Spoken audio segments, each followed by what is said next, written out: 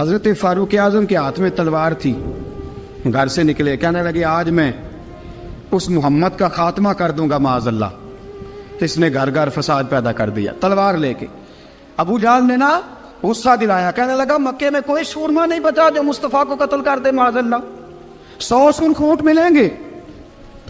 جناب عمر کہتے ہیں تلوار پکڑی، اور یہ سویر کی بات ہے، ابھی رات کو نبی پاک کعبے کا غلاف پکڑ کے کہہ رہے تھے اللہم اعز الاسلام باسلام عمر ابن خطاب، یا اللہ اسلام کو عزت دے دے، عمر کو کلمے کی توفیق دے دے۔ رات حضرت عمر کہتے ہیں دن چڑھا تو تلوار لے کے نا میں باہر نکلا، میں نے کہا آج میں چھوڑوں گا نہیں، ہر گھر میں فساد معاذ اللہ، ہر گھر میں لڑائی۔ فرماتے ہیں رستے میں حضرت ارقم بن زید مل گئے، کہنے لگے کدھر جا رہا ہے؟ میں نے کہا آج میں مصطفیٰ کو قتل کروں گا۔ کہنے لگے جا پہلے اپنے گھر کی خبر لے، تو جدھر جا رہے نا ادھر بعد میں جانا، پہلے اپنے گھر کی پہلے خبر لے۔ کہنے لگا میرے گھر کو کیا ہوا؟ کہنے لگے تیری بہن فاطمہ بنت خطاب اور تیرا بہنوئی سعید بن زید دونوں کلمہ پڑھ چکے، جا پہلے اپنے گھر کی خبر لے۔ حضرت عمر فرماتے میں گیا، بڑا غصہ آیا کہ میرے گھر میں آگ لگ گئی، میں سردار مکے کا اتنا سخت گیر آدمی، میرے گھر میں اسلام آ گئے۔ فرماتے ہیں میں نے جا کے نا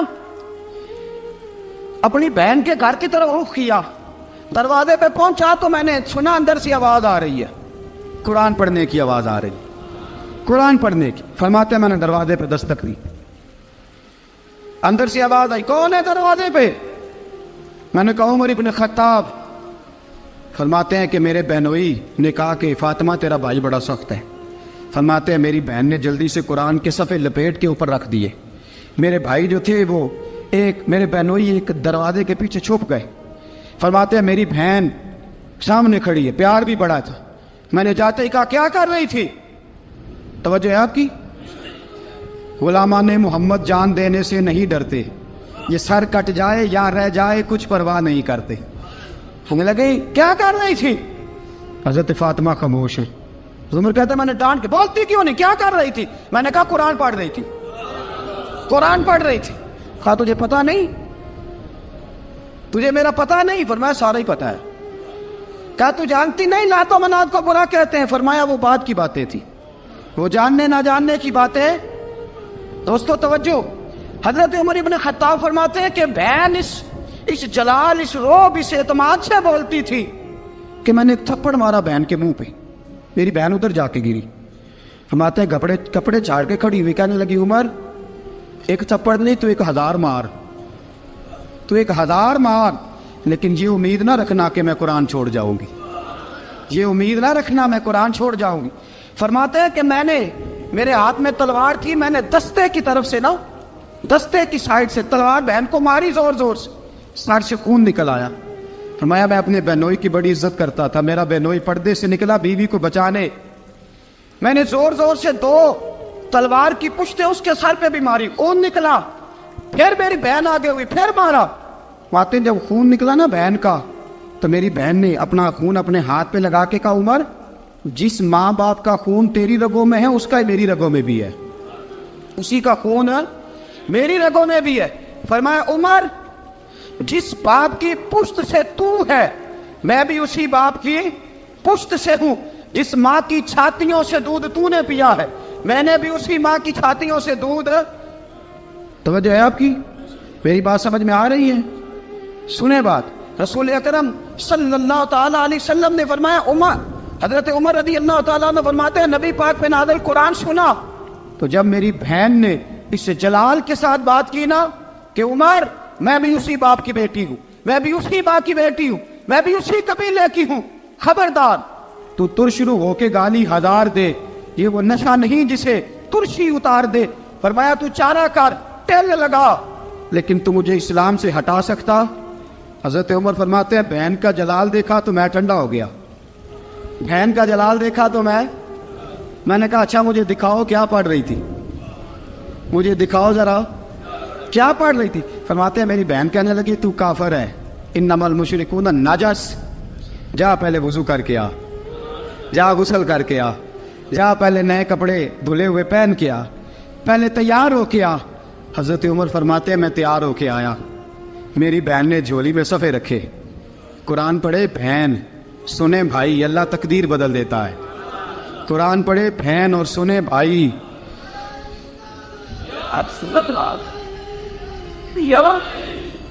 قرآن پڑھے بھائی اور سنے بہن، اللہ تقدیر۔ لیکن آج بہن بھائی قرآن تو سنتے سناتے ہی نہیں نا، یہ تو رواج ختم ہو گیا نا۔ وہ قوم جو کل لڑتی تھی ننگی شمشیروں کے ساتھ، وہ آج سینما دیکھنے جاتی ہے اپنی ہمشیروں کے ساتھ۔ معاذ اللہ، نعوذ باللہ، استغفر اللہ۔ ہمارا وہ حال نہیں رہا جو تھا۔ حضرت عمر فرماتے ہیں بہن نے قرآن پڑھا، میں نے قرآن سنا، پتہ نہیں قرآن میں کیا لذت سی، میں رو رو کے بے حال ہو گیا۔ فرماتے ہیں میرے جیسا سخت آدمی، میرے جیسا سخت جو کبھی نہیں رویا تھا، آج قرآن سنا۔ فَإِذَا سَمِعُوا مَا أُنزِلَ إِلَى الرَّسُولِ تَرَىٰ أَعْيُنَهُمْ، جب قرآن، اللہ کا قرآن پڑھا جاتا ہے جو رسول پہ آیا، تو لوگوں کی آنکھوں کو تم دیکھو گے، ان کی آنکھوں میں آنسو ہوتے ہیں۔ فرمایا میں رو رو کے بے حال ہو گیا۔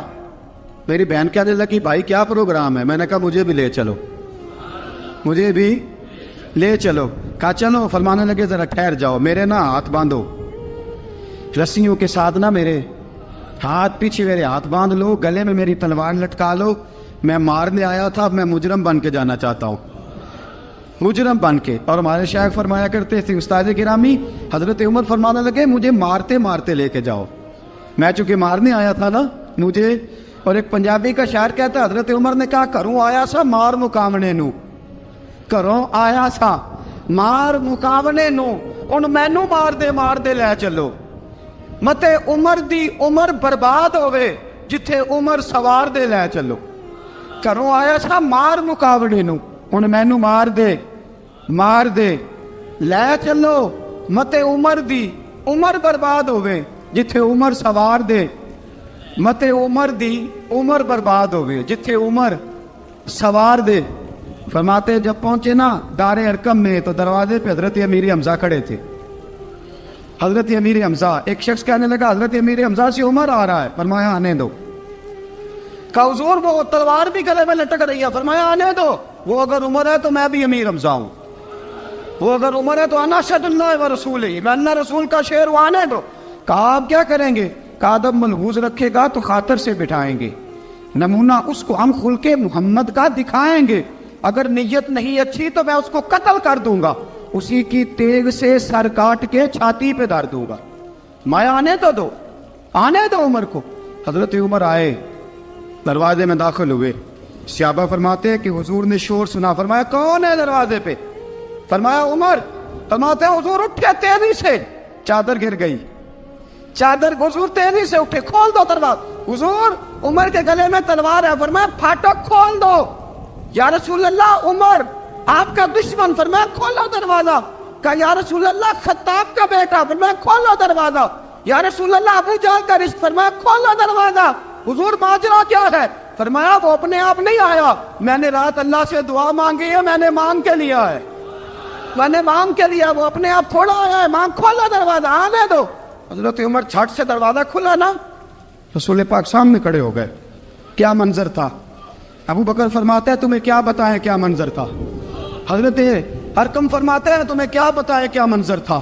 میرے حبیب کی گردن تنی ہوئی ہے، آنکھوں میں آنسو بھرے ہیں پر نیچے نہیں گرتے، آنسو بھرے ہیں آنکھوں لیکن نیچے ٹپکتے نہیں۔ میرے رسول پاک آگے بڑھے، عمر کی گردن جھکی ہوئی ہے، عمر اوپر نہیں دیکھتے، حضور آگے بڑھے، جا کے حضرت عمر کا کندھا زور سے ہلایا، فرمایا کیا پروگرام ہے تیرا، کیا ارادہ ہے تیرا، بول۔ حضرت فاروق اعظم آنکھ یوں اٹھا کے کہنے لگے سونیا بس اب کلمہ پڑھنے کا ارادہ ہے، سونیا کلمہ پڑھنے کا۔ صحابہ فرماتے ہیں پتہ نہیں کیا ہوا، پتہ نہیں، حضور کا اتنا جوش ہم نے کبھی نہیں دیکھا، نبی پاک کو نعرہ لگاتے ہم نے پہلے کبھی نہیں دیکھا۔ جب عمر نے کہا نا سونیا کلمہ پڑھنے آیا ہوں، فرماتے ہیں رسول پاک کے جو آنسو بندے ہوئے تھے نا وہ ٹپ سے نیچے گرے، اور حضور نے فرمایا اللہ اکبر، اللہ اکبر۔ فرماتے ہیں حضور نے جب اللہ اکبر کہا تو سارے صحابہ بھی کہنے لگے اللہ اکبر، اللہ اکبر، اللہ اکبر۔ حضرت عمر فاروق کا عدل اور حضرت فاروق اعظم کا انصاف، اس کو دنیا جانتی بھی ہے مانتی بھی ہے۔ حضرت فاروق اعظم رضی اللہ تعالیٰ عنہ قاضیوں کا تقرر کرتے وقت سب سے زیادہ احتیاط کرتے تھے کہ بندہ کس قسم کا ہے، اس کا مزاج کیا ہے، معاشرے میں اس کا وقار کیسا ہے، اس حساب سے اس کو تقرر کرتے تھے قاضی کے لیے۔ اور کیا حال تھا؟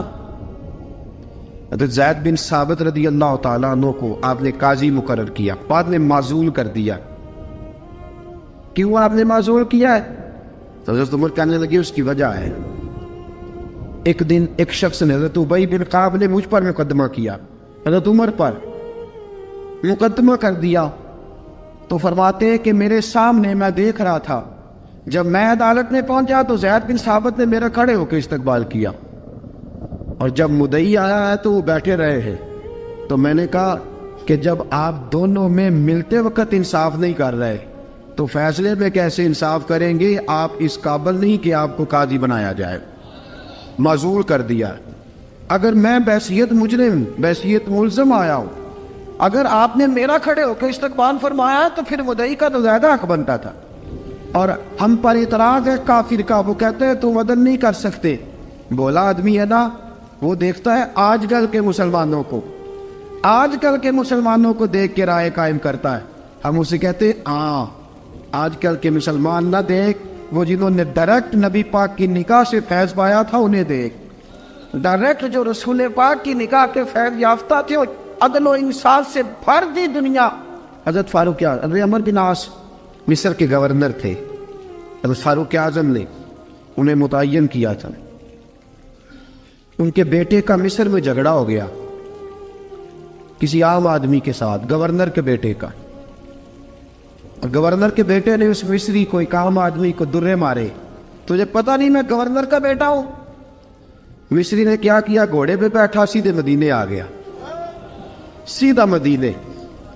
حضرت فاروق اعظم کے در دولت پہ پشت سے کپڑا اٹھایا، پشت سے اس نے اپنے نشان دکھائے تو جناب عمر کی آنکھوں میں آنسو آ گئے۔ ایک عام آدمی ہے، جانتے کوئی نہیں، تمہیں رو پڑے، اتنا ظلم، اور میری سلطنت میں کوڑے برسے تیری پشت پہ، فوراً لے جا، جاؤ بلا کے لاؤ۔ حضرت عمر بن عاص اپنے بیٹے سمیت آئے، بڑی عدالت ہے۔ حضرت فاروق اعظم کے لفظ فرمایا اس کو اس کی ماں نے آزاد پیدا کیا تھا، تو نے اسے کیوں غلام بنایا ہے؟ اس کی ماں نے آزاد جنا تھا، تو نے کب سے لوگوں کو غلام کا؟ بیٹے یہ کیا کہتا تھا؟ یہ کہتا تھا میں گورنر کا بیٹا ہوں، تجھے تو جانتا نہیں۔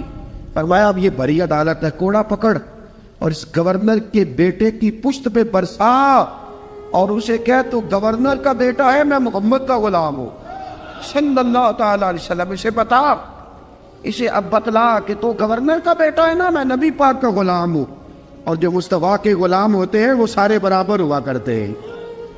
حضرت فاروق اعظم کا عدل، جناب فاروق اعظم کا انصاف، جناب فاروق اعظم رضی اللہ تعالیٰ عنہ۔ روم کا ایلچی آیا نا حضرت عمر فاروق کے پاس، تو وہ کہتا ہے میں پیغام لے کے آیا اپنے بادشاہ کا، اور میں سفیر تھا، میں بڑے ملکوں میں گیا، بڑے بادشاہ دیکھے، بڑے امیر دیکھے۔ حضرت فاروق اعظم رضی اللہ تعالیٰ عنہ کے دربار مجھے بھیجا گیا، جب پہنچا تو میں نے مسلمانوں سے کہا تمہارے بادشاہ کا دربار کہاں ہے؟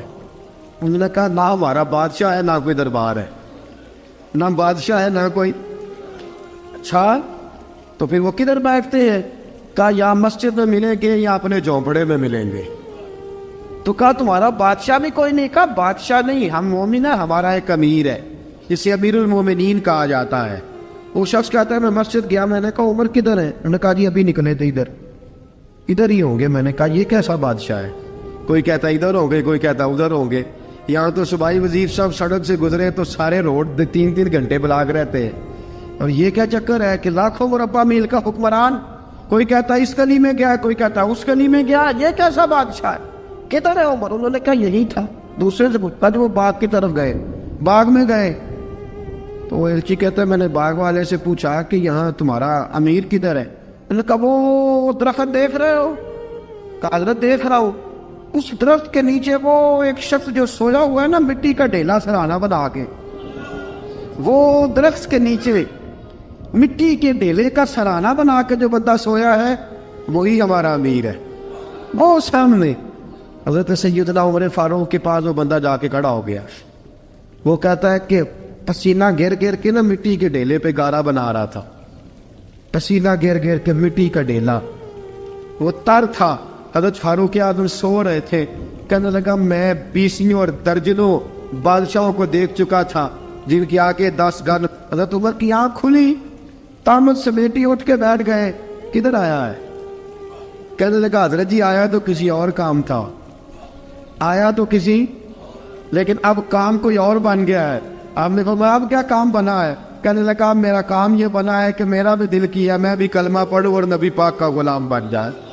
یہ کام بن گیا. اور ساتھیوں بس مدینے میں وہ دن بڑا عجیب تھا جب سیدنا فاروق اعظم کے بیٹے کا معاملہ آ گیا. آج 60 سال کا بوڑھا عمر, ابو شامہ حضرت عمر کے صاحبزادے, یہودیوں نے سازش کر کے انہیں نبیذ پلا دی. نبیذ جائز تھی, نبیذ کیا کہ شراب پلا دی. پھر مقدمہ قائم ہوا. کہا اب پتہ چلتا ہے عمر کتنا عدل کرتا ہے. سیدنا فاروق اعظم کے پاس گواہ آئے. صاحبزادہ اندر کھانا کھا رہا تھا. فاروق اعظم نے گریبان سے پکڑا, کھینچ کے لائے. فرمایا ابو شامہ چل, تو نے شراب پی ہے, تجھے کوڑے مارے جائیں گے, تیرے لیے 100 یا 80 کوڑوں کی سزا تیاری کر لے. ابو شامہ کہتے ہیں کہ ابا جی انہوں نے نبیذ کہی تھی, شراب پلا دی. فرمایا تو نے پی کیوں؟ تو نے پی کیوں؟ بڑے بزم میں بار شیر مسجد نبوی کا فاروق اعظم. اولاد تو بزدل کر دیتی ہے نا بندے کو, اولاد تو کمزور کر دیتی ہے. آج مدینے نے عجیب ماجرا دیکھا. حضرت فاروق اعظم کی زوجہ روتی ہوئی آئی, کہنے لگی حضرت جی میرا لخت جگر ہے, ایک ایک کوڑے کے بدلے پیدل حج کروں گی, ایک ایک کوڑے کے بدلے صدقہ اور خیرات کروں گی. میرا بیٹا غلطی کر بیٹھا ہے, یہ کام نہ کرے. آپ نے فرمایا تو مجھے کہتی ہے میں یہ کام نہ کروں؟ تیرے حج اور تیرے کوڑے کیا کرتے, تیرے حج اور صدقے کیا کرتے ہیں؟ کوڑے لگانا میرے مصطفیٰ کی شریعت کا قانون ہے. تو بیٹے کی بات کرتی ہے, عمر کا اپنا معاملہ بھی ہوتا تو عمر یہی سلوک کرتا. لوگوں نے کہا حضرت جی آپ تھوڑی دیر, ابھی ان کی والدہ پریشان ہے, گھر میں پریشانی ہے, ذرا ٹھہر جائے, کل پرسوں ترسوں سزا دے لیجیے گا. فرمایا تمہیں یاد نہیں جب مدینے کی ایک بی بی نے چوری کر لی تھی اور میرے مصطفیٰ کی بارگاہ میں کہا گیا تھا حضور ذرا ٹھہر جائے, سزا نہ دے, تو حضور نے فرمایا تھا اگر فاطمہ بھی چوری کرتی تو ہاتھ کاٹ دیتا. تمہیں یاد نہیں نظر مصطفیٰ کے ٹکڑے کھانے والا ہوں, میں کیوں دیر کروں؟ اس نے گناہ کرنے میں دیر کی ہے جو سزا میں دیر کروں, برساؤ کوڑے. حضرت افلا نامی غلام, حضرت جی آپ کا لخت جگر ہے. فرمایا لخت جگر نہ دیکھ, مصطفیٰ کا قانون دیکھ. میرا بیٹا نہ دیکھ, مصطفیٰ کے قانون کا قیام ضروری ہے. اگر علی بیٹے کی قربانی دے سکتا ہے, اگر لوگ فاطمہ کے بیٹے کی قربانی یاد رکھیں گے تو تاریخ کبھی بھی عمر کے بیٹے کی قربانی نہیں بھولے گی. فرمایا غلطی سے ہو گیا یا جیسے بھی, اسے خیال کرنا چاہیے تھا. کوڑے لگاؤ. 80 کوڑے لگے تو بیٹے کی روح پرواز کر گئی.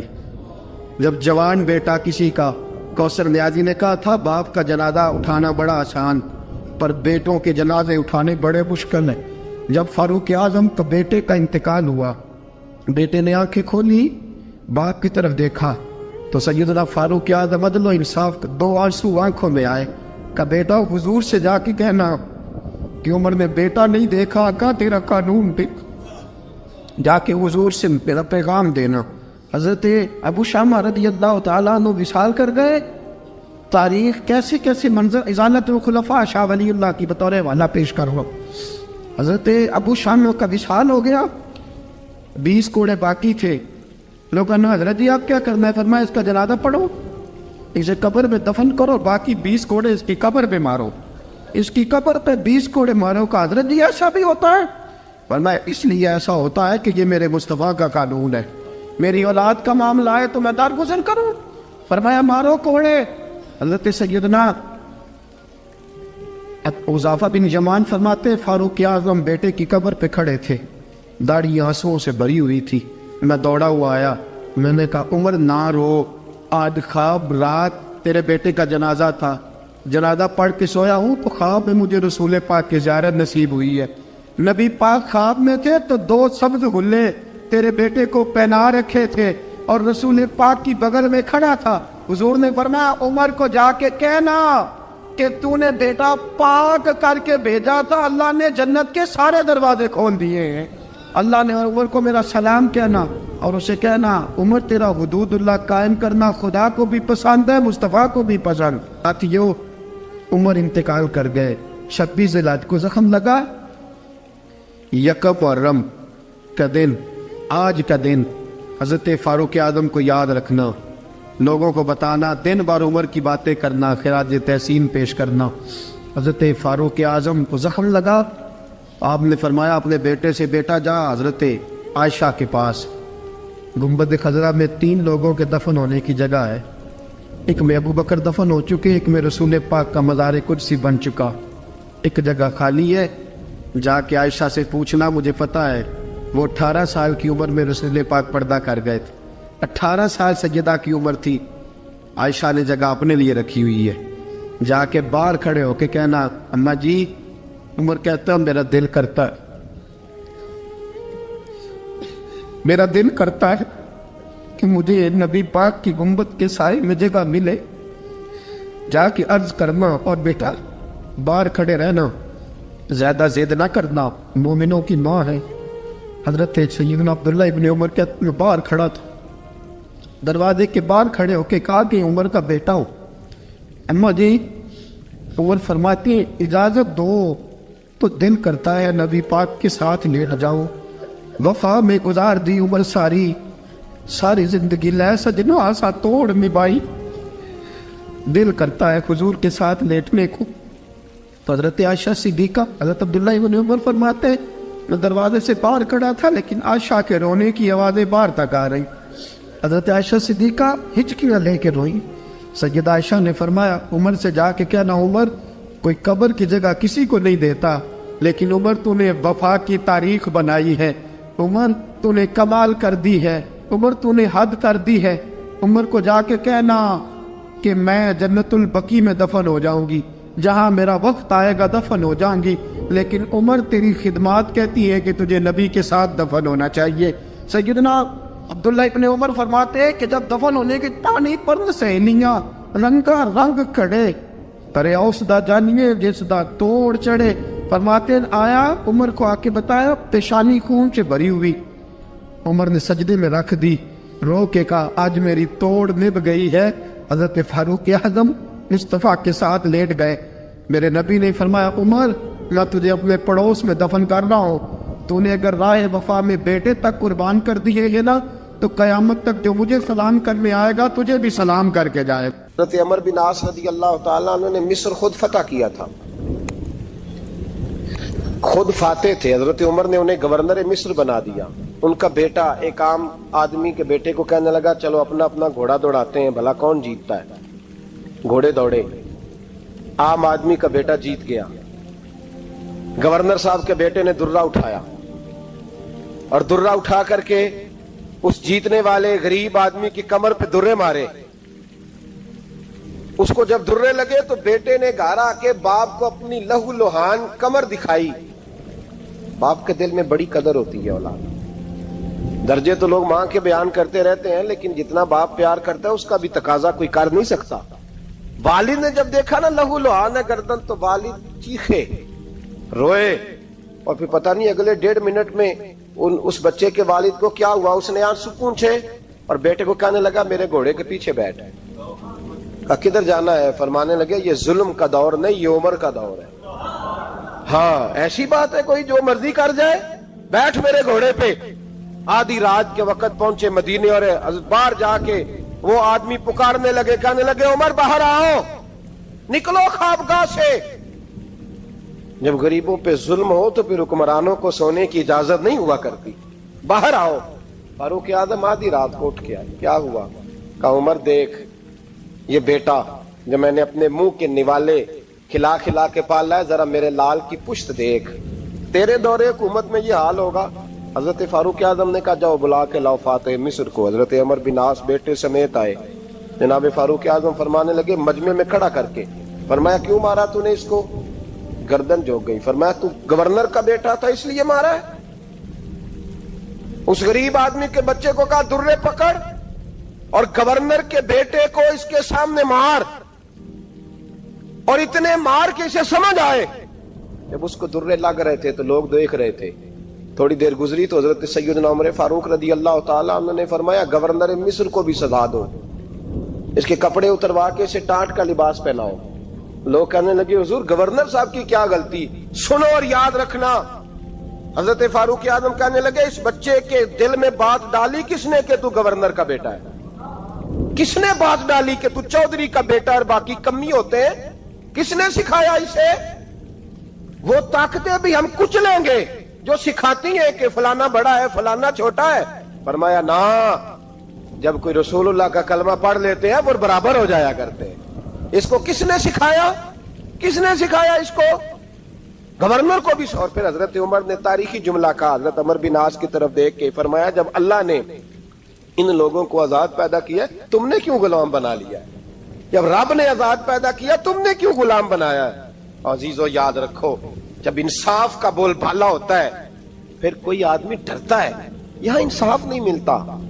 اور میں آپ خود ایک بات یاد آ گئی، حضرت عمر کا زمانہ تھا تو غسان کے بادشاہ نے کلمہ پڑھ لیا۔ جو لوگ غریب کہلاتے ہیں نا وہ ذرا میری بات پہ زیادہ توجہ کریں، غریبوں کو سنانے لگا ہوں، غریب ذرا توجہ کریں۔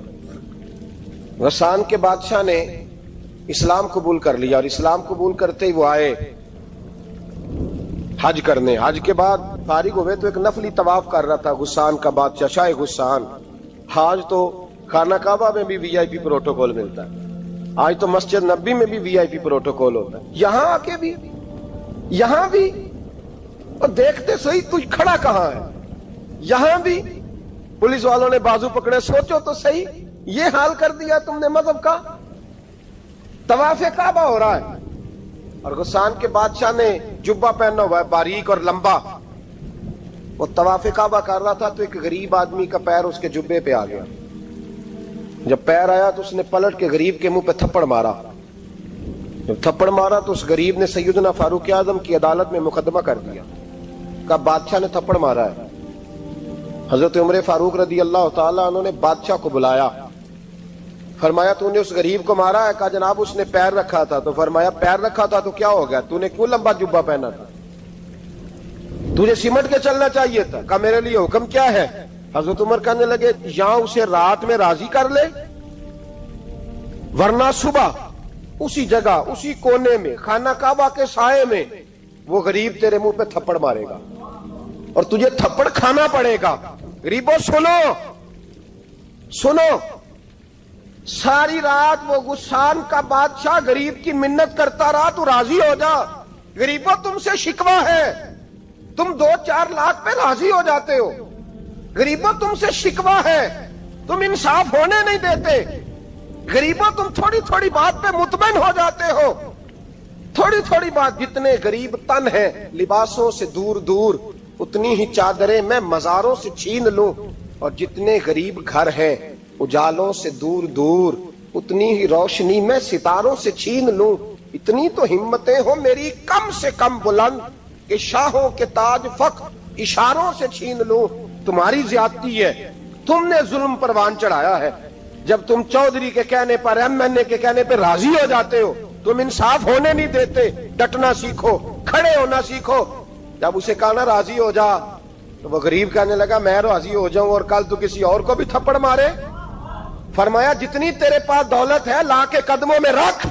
ہم دولتوں کی پرواہ اس لیے نہیں کرتے کہ ہم نے محمد عربی کا چہرہ دیکھا ہوا ہے، اب میری نگاہوں میں جچتا نہیں کوئی، اس لیے کہ جیسے میرے محبوب ہے ویسا نہیں۔ تم اثر لینا چھوڑ دو، تم اثر بڑا لیتے ہو۔ ہاں تمہارے اوپر چیزیں اثر انداز ہوتی ہیں، اس لیے انصاف نہیں ہوتا۔ ڈٹنا سیکھو، کھڑے ہونا سیکھو۔ جو بھائی ڈٹ جاتا ہے نا وہ بڑے کمال کر جایا کرتا ہے۔ ساری رات مناتا رہا۔ حضرت عمر سے کہنے لگا وہ نہیں مانتا، تو جناب عمر کہنے لگا پھر تیاری کر لیں، ہم بادشاہ نہیں دیکھیں گے، دولت نہیں دیکھیں گے، ہم رسول اللہ کا دین دیکھیں گے، ہم نبی پاک کا نظام دیکھیں گے۔ وہ بادشاہ رات کو دوڑ گیا، بھاگ گیا، جا کے عیسائی ہو گیا۔ لوگوں نے کہا اتنا قیمتی آدمی عمر نے ضائع کر دیا۔ فرمایا چپ کرو، میں نے کوئی چیز ضائع نہیں کی, میں نے تو اپنے رسول کا دین بچا لیا ہے, کوئی شے ضائع نہیں ہوئی. عدل جب تک, میں پھر کہوں گا, اس عدل کے نقصان میں ہر آدمی برابر کا شریک ہے. ہم عدل ہونے نہیں دیتے, ہم عدل قائم نہیں کرتے, ہمارا تقاضا ہی نہیں کہ عدل ہو, ہم اپنے آپ کو عدل کے لیے پیش ہی نہیں کرتے, مزاج ہی نہیں. حضرت علی المرتضیٰ ایک جری انسان تھے, اور وہ علی تھے جن پر انسانیت رشک کرتی, اور مولا علی وہ ہستی تھے کہ میرے مصطفیٰ کریم صلی اللہ تعالی علیہ وسلم نے فرمایا اس کے دیدار کو تو فرشتے بھی آیا کرتے ہیں. نا بڑا آدمی, اور پھر امیر المومنین خلیفۃ المسلمین حضرت علی, خود مولا علی نے حضرت قاضی شریح کو قاضی بنایا, چیف جسٹس بنایا, اپنے ہاتھوں سے تعیناتی کی. حضرت مولا علی رضی اللہ تعالیٰ عنہ کی زرہ گم ہو گئی, کافی دیر گزر گئی تو ایک یہودی کے پاس وہ زرہ آپ کو نظر آئی. حضرت علی نے ڈائریکٹ اس سے چھین نہیں لی, حالانکہ امیر المومنین تھے. ہمارے ہاں ڈنڈا بھی بڑا چلتا ہے نا, جو طاقتور ہوتا ہے وہ تو تھانے جاتا ہی نہیں, اس کو ضرورت نہیں, اس نے تو بندے رکھے ہوئے ہیں, اس کو تو پتہ ہے کام کیسے لینا ہے. لیکن حضرت علی نے آئینی رستہ اختیار کیا, قانونی رستہ. قاضی صاحب کی عدالت میں مقدمہ کیا کہ فلاں یہودی کے پاس میری زرہ ہے اور وہ چوری ہو گئی تھی, گر گئی تھی, گم گئی تھی, مجھے دلائی جائے. قاضی صاحب نے بلا لیا یہودی کو, امیر المومنین بھی کٹہرے میں. قاضی صاحب کہنے لگے اس سے کہ زرہ تیری ہے؟ اس نے کہا جی میرے پاس ہے تو میری ہے. قاضی صاحب کہنے لگے حضرت علی سے گواہ آپ کو دینے پڑیں گے کیونکہ مقدمہ آپ نے کیا ہے, اگرچہ وہ امیر المومنین ہے. سمجھ جو ہے بھائیوں کی, سمجھ آ رہی ہے باتوں کی؟ گواہ امیر المومنین آپ نے دینے ہیں کیونکہ مقدمہ آپ نے دائر کیا. تو حضرت علی کہنے لگے میرا بیٹا حسن گواہی دے گا کہ میری ہے, اور میرا غلام کمبر گواہی دے گا. قاضی صاحب کہنے لگے حضور ان کی گواہی درست تو ہے پر میں نہیں تسلیم کرتا, اس لیے کہ بیٹے تو باپ کے حق میں بولا ہی کرتے ہیں, نوکر تو آقاؤں کے حق میں بولتے ہی ہیں, جائیں کوئی غیر جانبدار بندہ لے کے آئیں جو گواہی دے. تو حضرت علی خاموش ہو گئے, کہنے لگے ابھی میرے پاس ایسا کوئی گواہ نہیں. قاضی صاحب کہنے لگے چلیں پھر آپ یہودی کو راضی کریں, آپ نے کیوں بلا وجہ گھسیٹا عدالت میں, راضی کریں, انصاف کا تقاضا ہے. تو حضرت علی قریب گئے, کہنے لگے بھیا ناراض نہ ہونا, زرہ تو میری ہے, ناراض نہ ہونا, میں نے غلط مقدمہ نہیں کیا. علیحدہ بات ہے کہ میرے پاس گواہ نہیں تو میں کوئی بے انصافی نہیں کر سکتا, تو میرے ساتھ چل, تجھے کھجوروں کا حلوہ کھلاتا ہوں تاکہ تو راضی ہو جائے. وہ یہودی کہنے لگا میں نے قاضی صاحب کا انصاف دیکھا اور جناب علی کا انصاف کے لیے کھڑا ہونے دیکھا تو میں مولا علی کے قدموں میں بیٹھ گیا. میں نے کہا علی جب تیری یہ شان ہے تو محمد عربی کا کیا مقام ہوگا. میں نے کلمہ پڑھنا شروع کر دیا. دیکھیں نا تقاضا پورا کیا ہے حضرت علی نے. تو وہ کہنے لگا علی تیرے انصاف کے رنگ نے نا, جملہ یاد رکھنا, کہنے لگا یہودی علی تیرے انصاف کے اس رنگ نے میرے دل سے کفر کی میل دور کر دی, تیرے عدل نے میرا کفر توڑ دیا, کفر. لیکن شرط دیکھیں نا, غریب آدمی ابو ایوب انصاری, ماڑے بندے, اب تو پیر اور مولوی بھی گنجائش نہیں نہ دیتا کسی کو بولنے کی, تو سیاست دان تو اللہ کی پناہ, وہ تو پتہ نہیں کس طرح سوتے ہیں رات کو, اللہ ہی جانتا ہے, پتہ نہیں کس طرح اپنے آپ کو مطمئن کر کے وہ زندگیاں گزار رہے ہیں, خدا ہی بہتر جانتا ہے. حضرت عمر فاروق جیسا دلیر اور جرری آدمی جمعہ پڑھانے مسجد میں داخل ہوئے تو جناب ابو ایوب انصاری دروازے پہ کھڑے ہو گئے, کہنے لگے عمر تیرے نوکر نہیں, ٹائم پہ آیا کر, بڑی دیر سے کھڑے ہیں. کیوں دیر سے آیا؟ بڑے جلالی تھے نا حضرت عمر, لیکن وہ جلالی اس وقت تھے جب کوئی ظلم کرتا تھا, اور ذات کے لیے جلالی نہیں تھے. کب وقت پہ آیا کر, کو ملازم نہیں تیرے. تو سیدنا فاروق اعظم منبر پہ چڑھے اور فرمانے لگے اللہ ابو ایوب انصاری کا بھلا کرے, جب تک اس طرح کے لوگ موجود ہیں کوئی بادشاہ بگڑے گا نہیں, اللہ اس کا بھلا کرے, اس نے میری توجہ صحیح. اور پھر عمر رو پڑے, رو کے فرمانے لگے مسلمانوں معاف کر دو, غلطی کوئی نہیں, میرے پاس کرتا ایک ہی ہے, اور عبداللہ کی ماں نے وہ دھو کے خشک ہونے کو ڈال دیا تھا, غریب ہوں, کرتا دوسرا کوئی نہیں, تو وہ ذرا نا خشک ہونے میں آ کے دیکھ لو ابھی بھی گیلا ہے, مجھے معاف کر دو, میری غلطی نہیں ہے. صحابہ درد کے ساتھ رونے لگے اور کہنے لگے اللہ اس طرح کے حکمران ہمیشہ عطا کرتا رہے. میرے بھائی تو انصاف کا رنگ تو دے, ان تقاضوں کو سمجھنا. یہاں کسی کی جرت ہے بول سکے, طاقت ہے کسی کی, لیکن انہوں نے اپنے آپ کو پیش کیا सामने पेश किया अपने आप लोगों के सामने। 2 माले गनीमत की चादरें बांट रही हैं, सबको एक एक मिली है। फारूक आजम जुमा पढ़ाने आए तो उसी चादर का कुर्ता, उसी की तामत। लोग खड़े हो गए, उमर बता तूने 2 क्यों ली? ये इंसाफ है? ये अदल है? क्यों ली 2? हजरत उमर कहने लगे मेरा बेटा जवाब देगा। अब्दुल्ला बिन उमर बोले, कहने लगे अब्बा जी के कपड़े बड़े पुराने हो गए थे, मैंने अपने हिस्से की भी अपने अब्बा जी को दे दी है। देखे ना, ये इंसाफ मेरे नबी पाक ने किया है, सहाबा ने सीखा है। मैं और आप तैयार नहीं, हम तैयार नहीं इंसाफ के लिए, हमारा मिजाज नहीं इंसाफ का। हमें खुद बहुत सारा आगे पेश होकर रंग दिखाना पड़ेगा, उसके लिए हमारी तैयारी नहीं। इसलिए हम हुक्मरानों को गाली दे के चुप कर जाते हैं, इसलिए हम वकीलों के कहते हैं बिकते बढ़ाएं, जज बिकते, ये बातें करके हम खामोश हैं। हम पेश नहीं कर पा रहे, अभी तक हम अपने आप को खड़ा नहीं कर पा रहे कि हमसे मुतालबा करो इंसाफ का, खड़ा नहीं। हजरत सैयदना अली मुर्तजा शेर खुदा रदी अल्लाह ताला अन्हु फरमाते हैं, बदर के लिए जब जा रहे थे तो सवारी 1 थी, सवार 3 थे। 1 सवारी और सवार 3। फरमाते हैं नबी पाक सल्लल्लाहु अलैहि वसल्लम ने फरमाया 3 इकट्ठे ना बैठना, 2 बैठे, सवारियों को तकलीफ होती है। कुर्बान जाऊं, कैसा रसूल दिया है जो जानवरों के हुकूक का भी ख्याल फरमाते हैं सल्लल्लाहु अलैहि वसल्लम। फरमाया 2 बैठे। हजरत अली कहते हैं पहले मैं और नबी पाक सल्लल्लाहु अलैहि वसल्लम बैठे, और तीसरे हमारे साथ अबू दरदा रदी अल्लाह ताला अन्हु। फरमाते हैं जा रहे थे बदर के लिए, पहले मैं और हुजूर बैठे, फिर नबी पाक और अबू दरदा बैठे। फरमाते हैं फिर नंबर लग गया मेरा और अबू दरदा का, और मुस्तफा ने घोड़े की लगाम थामी तो हजरत अबू दरदा तड़प उठे, कहने लगे अली न तबीयत मानती है, ना अदब मानता है, ना इश्क मानता है, तो इस तरह कर, मैं तो छोटा हूं, आप कहिए रसूल पाक से, आप हर लिहाज से बड़े, आप अर्ज कीजिए कि हुजूर ना अदब मानता है, ना इश्क मानता है, ना प्यार मानता है, ना तकाजा है, मेहरबानी करे आ जाए। हजरत अली हाथ बांध के अर्ज करने लगे महबूबा ठीक है, बारी आपकी पैदल चलने की है, पर मेहरबानी करें, अदब प्यार और मोहब्बत मजबूर कर रही है। तो हुजूर ने फरमाया अली चुप कर, मैं अदल नहीं करूंगा तो लोग अदल सीखेंगे कैसे? अगर मैं अदल नहीं करूंगा तो कौम सीखेगी कैसे? मुझे अदल करने दे, इंसाफ करने दे। फरमाया चलने दे मुझे पैदल, कुछ नहीं होता। तकाज़ाए अदल जब तक पूरा नहीं होता, आप यकीन करें मेरे साहब कहा करते थे मैं अदालत को अदालत नहीं कहता, कचहरी कहता हूं, इसलिए कि अदालत वो होती है जहां अदल होता है। यहां तो हाल ये है, बताइए वकील को नहीं पता होता कि जो मेरे पास आया ये गलत आदमी है, वो उसकी हिमायत करता है कि नहीं, उसके साथ चलता है कि नहीं, झूठ के साथ आखिर तक लड़ता है कि नहीं लड़ता? जो गवाह बन के जा रहे होते हैं उन्हें पता होता है कि नहीं कि हम झूठे की गवाही देने जा रहे हैं? तो फिर क्या सारा जुल्म हुकूमतें कर रही हैं?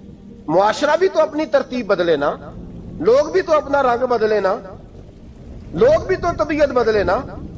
कौन मुंतखब करता है इन्हें जालिमों को? अवाम, और फिर उसके बाद शिकवा भी अवाम ही करती है। खुदारा तकाजे समझो, मिजाज समझो, तबीयत समझो इस्लाम की। मेरे नबी पाक सल्लल्लाहु अलैहि वसल्लम ने अदल का बोलबाला किया, हर मकाम पर, हर नुक्ते पर। रसूल पाक सल्लल्लाहु अलैहि वसल्लम ने अदल अदल और अदल की आवाज बुलंद फरमाई। कोई मकाम ऐसा नहीं, आप पढ़िए किताब में, अगर एक कलमा पढ़ने वाले और यहूदी का फैसला आया है और नबी पाक सल्लल्लाहु अलैहि वसल्लम ने यहूदी को हक पे समझा है, तो नबी पाक ने यहूदी के हक में फैसला दिया।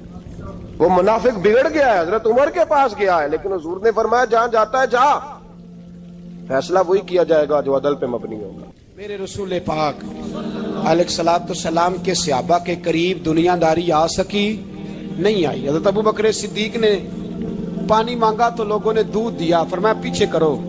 अबू बकर ने नेमतें छोड़ दी है। अब अबू बकर वो वाला काम करता है जो रसूल पाक ने किया है। फरमाया ना दूध शायद पेश ना करो, जो मांगता हूं बस वो दो। हजरत अबू बकर सिद्दीक ने बड़े मालदार थे। हजरत उमर फारूक रदी अल्लाह ताला अन्हु के पास सहाबा किराम जमा होके आए, कौन सा ऐसा शख्स है जिसकी तनख्वाह में इजाफा हो जाए? तो लोग कहते हैं नहीं नहीं मुझे नहीं चाहिए। पर हमने वो लोग देखे हैं, हाजी सादक साहब को मस्जिद वालों ने कहा 1000 रुपया तनख्वाह बढ़ानी है, तो हाजी साहब कहने लगे मेरा बड़ा सोना गुजारा होता है, मैंने नहीं बड़े ने। हजरत सैयदना उमर फारूक रदी अल्लाह तो सहाबा इकट्ठे होके गए, कहने लगे उमर हुजूर के जमाने में बज़ाहिर गुर्बत रही, जनाब सिद्दीक अकबर के जमाने में गुर्बत, अब तो बड़ी रेल पेल है, बहरीन से लाखों का माल आता है, आपको बड़े बड़े सफीर मिलने आते हैं, पर आप वही पुराना कुर्ता اور وہی تہمت جو کئی جگہ سے سی آپ نے کئی جگہ سے پھٹی. اور حضرت عمر ایک دن عید کی نماز پڑھانے گئے تھے تو ننگے پیر ہی چلے گئے. لوگوں نے کہا جوتا، فرمایا ٹوٹ گیا تھا یار، پہننے کے قابل نہیں تھا. فرمایا ننگے پیر آ گئے اور لوگ کیا کہیں گے؟ فرمایا چھوڑو، عمر کے پاؤں ننگے ہیں لیکن عمر کے کردار میں تو کوئی شک نہیں نا. پیر ہی ننگے ہیں نا، کیا ہوا؟ چھوڑو اس بات کو. کوئی پیار نہیں دنیا داری سے، دولت سے، کوئی چکر ہی نہیں. حضرت سیدنا عمر فاروق رضی اللہ تعالیٰ عنہ کو صحابہ نے کٹھے ہو کے کہا، یہ ہے امت کے بیدار ہونے کے طریقے جو عرض کر رہا ہوں. کہا جناب آپ اب بڑا مال غنیمت ہے اور جس طرح ہر صحابی کا حصہ ہے آپ کا بھی حصہ ہے، تو ایک نیا کرتا ہی ڈال لیں آپ خرید کے. اب جب مشورہ ہو گیا صحابہ میں تو کہنے لگے عمر سے بات کون کرے گا؟ نیا کرتا پہننے کی عمر سے بات کس کو برا لگتا ہے جی؟ نیا کرتا کون بات کرے گا؟ حضرت سیدنا علی المرتضیٰ کا انتخاب ہوا. کہنے لگے مولا علی کی بڑی عزت کرتے ہیں، ان سے بڑا پیار کرتے ہیں، ان سے بات کرتے. تو حضرت علی کو بلایا گیا، عرض کی حضور مہربانی فرمائیں. حضرت عمر سے کہے نئے کرتے کے لیے، آپ فرمانے لگے عمر میری بڑی قدر کرتا ہے، بڑی بات سنتا ہے، پر یہ والا کام نہیں میں عمر سے کہہ سکتا، یہ کسی اور سے کہو. تو کہنے لگے آپ رہنمائی کر دیں کس کو کہیں. تو جناب علی المرتضیٰ فرمانے لگے اگر حضرت عائشہ صدیقہ سے کہو گے تو عمر فوراً مان جائے گا، وہ مومنوں کی ماں ہیں. صحابہ حضرت عائشہ کے پاس، اماں جی عمر کو بلائیں، ان کو کہیں. بڑے بڑے سفیر آئے ہوتے ہیں، وہی پرانے کپڑے پہن کے بیٹھ جاتے ہیں. اللہ اکبر. حضرت عائشہ نے پیغام بھیجا، فرمایا عمر کو بلاؤ. عمر فاروق دوڑے ہوئے آئے، پردے کے پیچھے حضرت عائشہ کے پاس گھٹنوں کے بل، اماں جی دیر تو نہیں کر آیا میں آنے میں؟ حکم ہو، حضور کے گھر سے پیغام آیا. بڑے بڑے سفیروں کو چھوڑ کے بھاگے. حضرت عائشہ صدیقہ کہنے لگی عمر دیکھو جائز پیسے ہوں تو اسلام اچھے لباس سے منع نہیں کرتا، اب بڑا بڑا مال آیا ہے، اب تیرا بھی حصہ ہے، تو صحابہ کرام کی خواہش ہے کہ نیا کرتا پہن لو. بڑے بڑے سفیر آتے ہیں، حرج بھی کوئی نہیں، جائز بھی ہے، کوئی منع نہیں. حضرت عمر نے گردن جھکا، جی اماں جی، جی اماں جی، جی اماں جی. حضرت عائشہ کہتی ہیں بات ختم ہوئی، عمر نے گردن اٹھائی تو عمر کی داڑھی آنسوؤں سے بھری ہوئی. کہتی ہے مجھے کہنے لگے اماں جی میں تو صرف مسجد میں دیکھا کرتا تھا، آپ تو مصطفیٰ کو دن رات دیکھتی تھی، جس طرح کے کرتے آمنہ کے لال نے پہنے ہیں مجھے بھی پہنا دو، میں تیار ہوں، میں پہن لوں گا، میں تیار ہوں، پر جس طرح کے میرے نبی نے پہنے. حضرت عائشہ کہتی ہے میں پھوٹ کے روئی، میرا پلو آنسوؤں سے بھر گیا. فرماتی ہیں میں عمر کی بات سنتی گئی تو میرا پلو آنسوؤں سے، میں نے کہا عمر تو جا، تو ٹھیک ہے. فرماتی ہے عمر فاروق سلام کر کے اٹھے، امیر المومنین چلے گئے.